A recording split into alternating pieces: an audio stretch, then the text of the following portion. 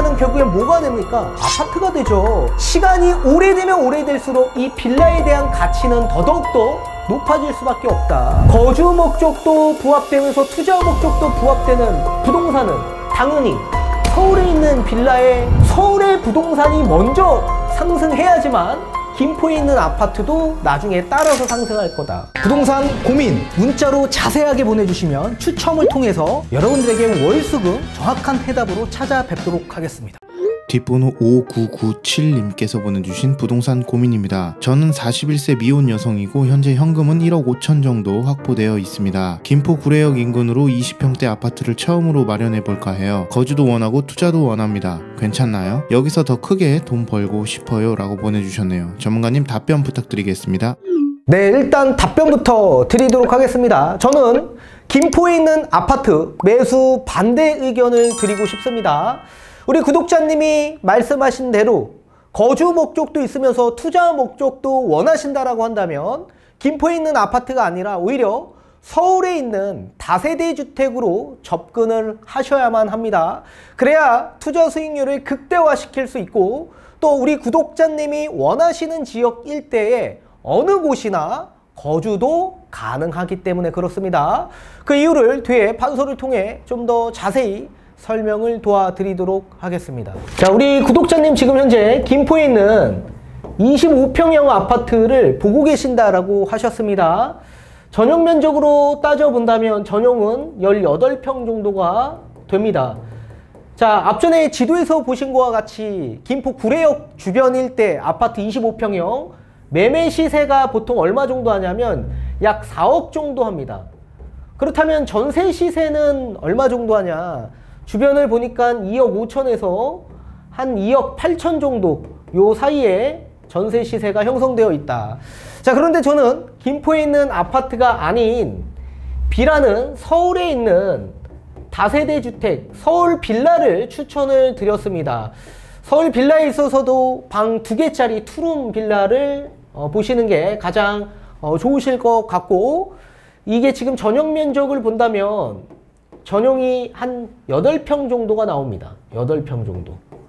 그리고 매매 시세가 지금 다세대 주택 5년 미만 된 주택 시세는 매매 한 4억 정도 대다수 하고요. 그리고 전세 시세는 한 3억에서 3억 3천 정도 시세가 형성되어 있다라고 보셔야 됩니다. 자, 이렇게 두 부동산을 비교해 봤을 때 우리 구독자님이 원하신 거주 목적에 더 부합되는 부동산이 어떤 부동산인지를 판단해 보셔야 될 텐데, 그냥 우리가 단면적으로만 본다면 당연히 아파트인 김포에 있는 아파트가 더 좋을 거라고 생각하시는 분들이 굉장히 많이 있습니다. 자, 이 거주 목적을 우리가 봐야 될 땐 가장 중요하게 봐야 할 지표가 있는데 그 지표는 전세 지표입니다. 이 전세라는 거는 실사용의 가치를 뜻하는 거기 때문에 실질적으로 거품이 없는 지표이죠. 따라서 실사용 가치가 높아야지 거주 목적이 더 좋은 부동산이다 라고 보셔야 됩니다. 그렇다면 실사용 가치가 높은 부동산은 당연히 전세 시세가 더 높아야지 정상적이겠죠. 그러면 두 부동산을 봤을 때 전세 시세가 어떤 부동산이 더 높을까요? 당연히 서울에 있는 빌라 전세 시세가 훨씬 더 높다.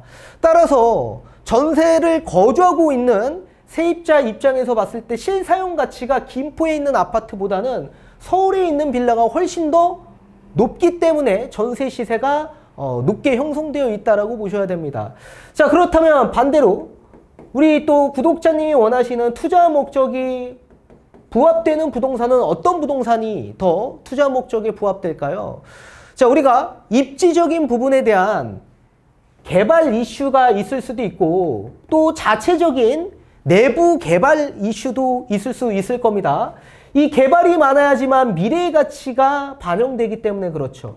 따라서 미래의 가치가 높은 부동산이 투자 목적으로서는 더 적합한 부동산이다. 자, 그럼 김포에 있는 아파트, 우리가 김포에 있는 아파트 김포 신도시와 서울에 있는 자치구와의 개발 이슈로 봤을 때 어디가 개발 압력이 훨씬 더 높습니까? 당연히 서울 자치구가 개발 압력이 훨씬 더 높죠. 그리고 자체적인 상품으로만 비교해 본다면 김포에 있는 아파트 어느새 김포 신도시가 10년이 넘어갔습니다. 근데 만약에 지금에서부터 10년 이후 김포에 있는 아파트들은 전부 다 10년 차의 건물에 대한 감가가 계속적으로 생길 수밖에 없겠죠. 그러면 신도시가 앞으로는 점진적으로 쇠퇴해져 가는 그런 도시로 변화될 겁니다. 그런 반면에 서울에 있는 빌라는 결국엔 뭐가 됩니까? 아파트가 되죠.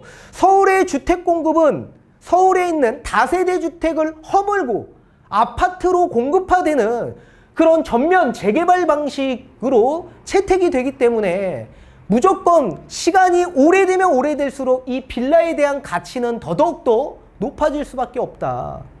따라서 건물에 대한 감가도 서울에 있는 빌라도 똑같이 적용되겠지만 서울에 있는 빌라는 뭐예요? 결국엔 아파트로 바뀌어지는 상품이기 때문에 노후도가 충족되면 충족될수록 오히려 반대로 그 미래에 대한 가치는 계속적으로 반영될 수밖에 없다는 얘기죠. 지금 서울에 있는 주택 공급 부족 현상으로 인해서 집값이 폭등한 거 아닙니까? 근데 김포 같은 경우에는 비어있는 택지를 어느 때나 그냥 공급해서 수용해서 공급화시킬 수 있습니다. 이에 반면에 서울에 있는 빌라는 비어있는 토지가 없지 않습니까? 그래서 문재인 정부 때 호텔을 개조해서 주택으로 만들겠다 그렇게 발표하지 않았습니까? 그 정도로 주택 공급이 없다는 얘기입니다. 결국엔 주택 공급을 활성화시키려면 이 빌라에서 아파트로 바뀌어야지만 주택 공급이 활성화될 수 있을 겁니다. 지금 그런 개발이 계속적으로 서울에서 진행되고 있는 상황이다. 따라서 거주 목적도 부합되면서 투자 목적도 부합되는 부동산은 당연히 서울에 있는 빌라의 부동산으로 보셔야지만 이 두 가지에 대한 조건들이 다 부합될 겁니다. 적용될 겁니다. 자, 그렇다면 우리 구독자님을 한번 대입해 가면서 설명을 드려보도록 하겠습니다. 현금 1억 5천이 있다라고 하십니다. 1억 5천. 자, 현금 1억 5천 갖고 우리는 거주도 하면서 투자 목적도 강한 상품으로 또 볼 수밖에 없겠죠. 자, 이란은 A에 있는 김포 아파트, 이 김포 아파트 거주하는 방향으로 추천을 드리고 싶어요. 거주하는 방향. 자, 그렇다면 현금 1억 5천에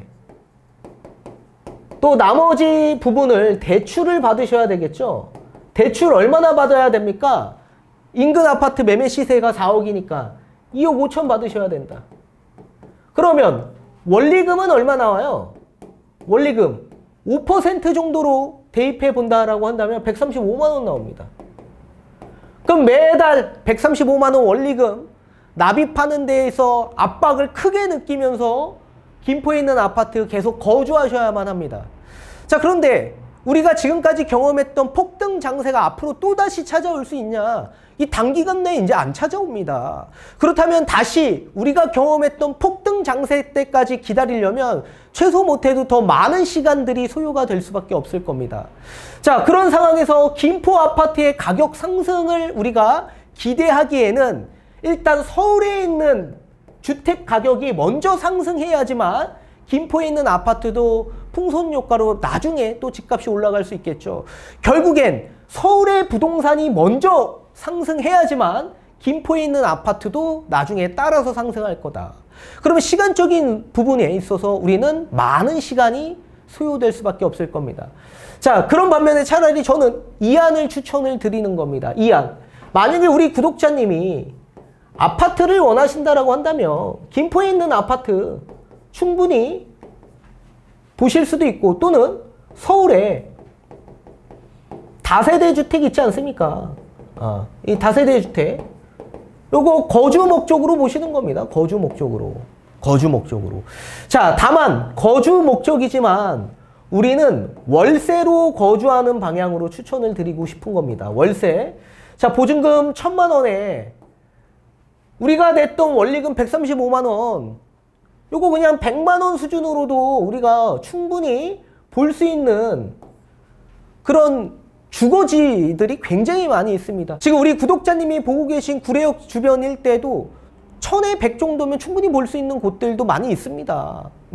그리고 서울 빌라도 마찬가지 1000에 100 정도면 볼 수 있는 곳들도 충분히 있고요. 따라서 우리 구독자님이 원하시는 지역 어느 곳이나 월세로 충분히 거주할 수 있는 거처를 마련하실 수 있다. 또 여기에 투자 목적으로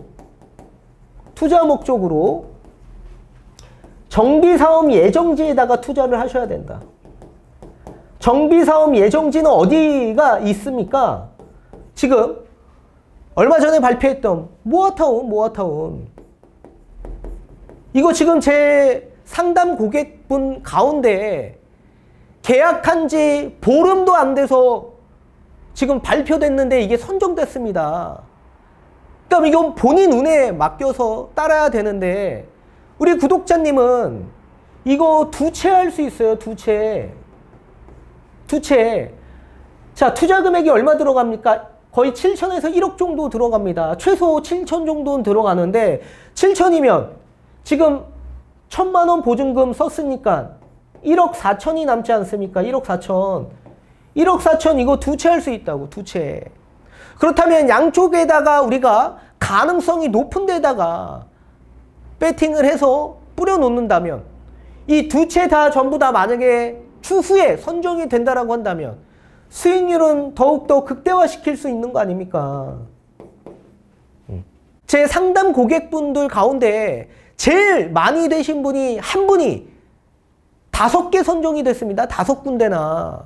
따라서 확률 게임입니다. 그래서 지금 현재 우리 구독자님은 무주택자이시지만 투자 수요층들이 굉장히 많이 나옵니다. 돈이 있는 투자 수요층들이 나와서 다 뿌려놓는 겁니다. 지금 될 만한 곳에 다 전부 다. 확률 게임 아닙니까? 확률 게임. 지금 어느 때보다 모아타운 같은 이런 정비사업 예정지에다가 투자하셔가지고 선정된 곳들이 굉장히 많이 나오고 있기 때문에 뿌려놓는 거예요. 전부 다 지금 씨를 뿌려놓아야 나중에 크게 수확이 되죠. 따라서 우리 구독자님은 반드시 강조하는데 실행에 바로 옮기셔야만 합니다. 지금 나와 있는 상담받고 지금 모아타운 예정지에다가 막 선투자하시는 분들 전부 다 투자 수요층들입니다. 그분들은 경험이 있기 때문에 그냥 막 본인들이 봤을 때 정말 확률이 높은 지역이다라고 한다면 그냥 막 뿌립니다. 그런 반면에 우리 구독자님 같은 경우에는 경험이 없다 보니까 굉장히 조심스럽습니다. 조심스러운 건 당연히 좋은 방향이겠지만 너무 생각이 많고 너무 신중하게 된다면 모든 기회를 다 놓치게 된다라는 단점이 있기 때문에 우리 구독자님 반드시 실행에 옮기셔야 되고 따라서 1안보다 2안으로 가야지만 수익률을 극대화시킬 수 있지 않습니까? 우리 구독자님이 원하시는 그런 지역 어느 때나 월세로 거주하실 수 있고 이 월세 내는 100만 원 어차피 집 매수하시면 대출 원리금 135만 원 내셔야 됩니다. 이거 내는 거 차라리 그냥 월세로 지출하시고 나머지 금액에다가 씨를 뿌리셔야 된다라는 얘기입니다. 씨를. 서울에 아파트를 받을 수 있는 이제 마지막 기회들이 이번 장세에서 계속 찾아오고 있기 때문에 이번 기회를 놓치시면 안 된다라고 말씀을 꼭 드리고 싶습니다. 이제 부의 사다리에 다시 올라탈 수 있는 마지막 장세 우리 구독자님 놓치시지 마시고 반드시 그 기회를 잘 잡으셨으면 하고 대면 상담 정확하게 받으셔서 물건 추천과 다시 한번 계획과 전략을 하나하나 설명을 도와드릴 테니까 다시 한번 상담받고 진행하시면 좋으실 것 같습니다.